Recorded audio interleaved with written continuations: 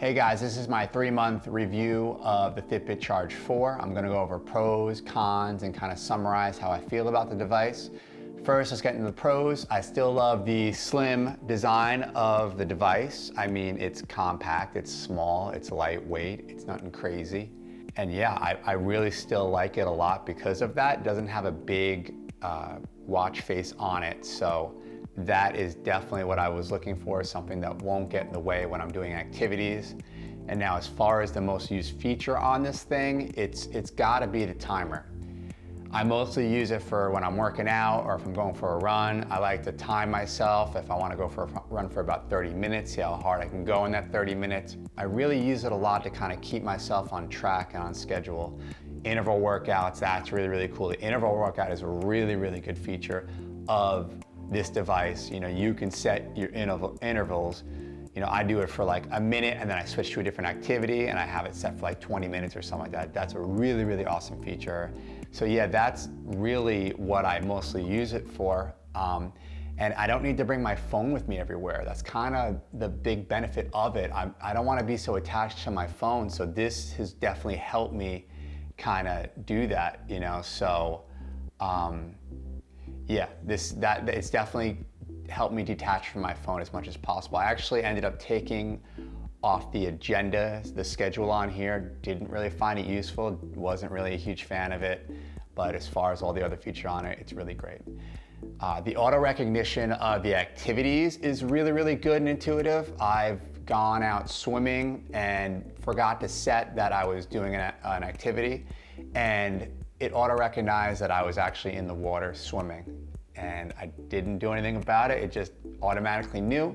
I've also gone on a couple walks and hikes and without setting it, and it kind of auto-recognized that. So it's really, really good with kind of picking up what you're kind of doing. Maybe if you're doing yoga or something like that, it probably won't really pick that up, or if you're stretching. I know that I stretch a lot, so it hasn't really recognized those. Not that I really need to enter that stuff in, but just something to think about. The heart rate is fun to look at. I'll just be sitting there on the couch and it's kind of fun just to go over and kind of like tap it and kind of see what your heart rate is. And it actually is accurate. I've tested it out in a doctor's office. I had the device on my wrist and I also looked at their heart rate monitor and it actually lined up perfectly. So it's fairly accurate.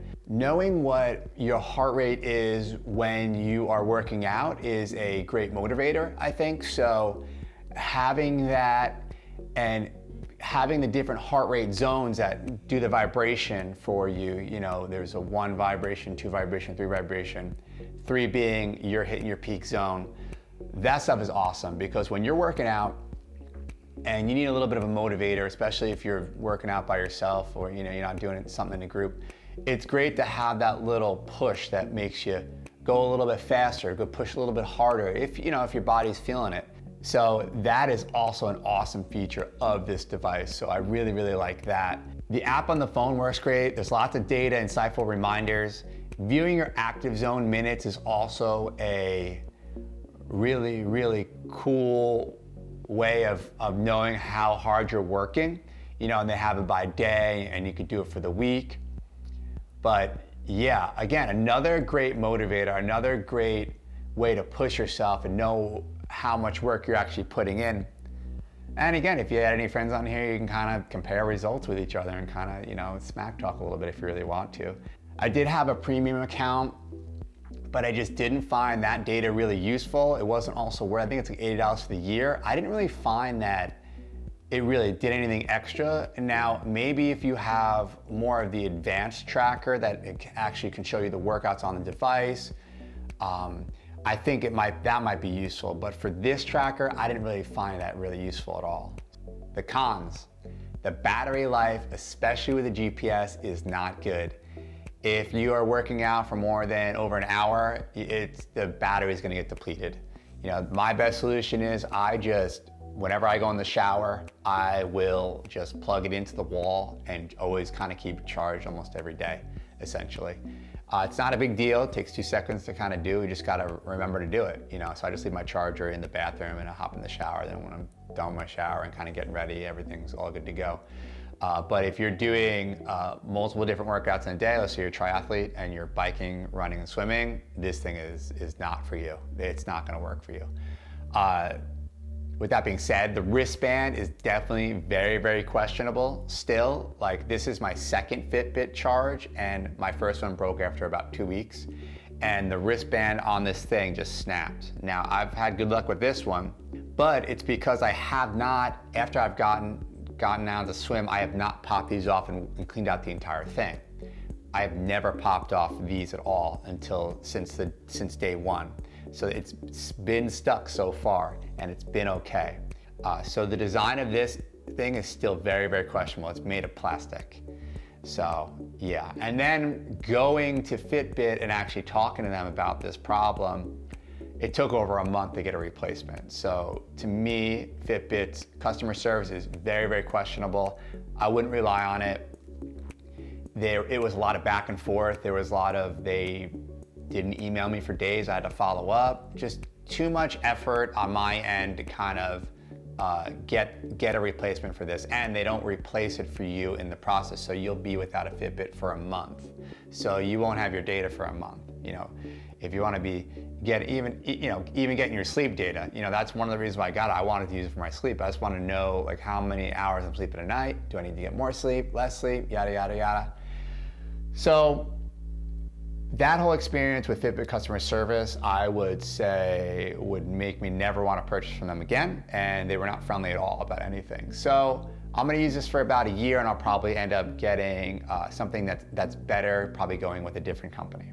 So in summary, I think this is a great device for someone as their first tracker.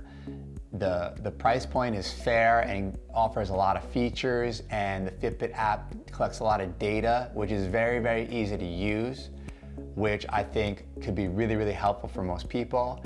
And overall, the Fitbit Charge 4 brings awareness to your health and fitness. So that's invaluable to me. I think it's something that everyone needs. And you know, you can still be scoffing down junk food though, but at least you know you're gonna know what your sleep is like, you know how active you are a day, you know what your heart rate is, you know how often you work out. And that's stuff that could really, really help you and make you a little bit better. So I think it's really, really good for that. And now, if you are an outdoors person or you are very, very active, I would not recommend this device because it will eventually break down. You can get a warranty for it, but why have to worry about it? You know, also the battery life. If you're a heavy user, the battery life isn't going to last for you. So I'd say look elsewhere, look at a different company. I'm not really happy with Fitbit customer service, so I'm not going to recommend them at all. But I'll give them the benefit of the doubt and say thanks for letting me get into fitness trackers. I think this is still the design of this device, how slim it is. I really, really still like that. I don't know if any other devices are really as slim as this and offer the amount of features. Me personally, I think after about a year, I'm going to be looking for something that is more durable and has a longer battery life. So I hope this video helps you on your next purchase.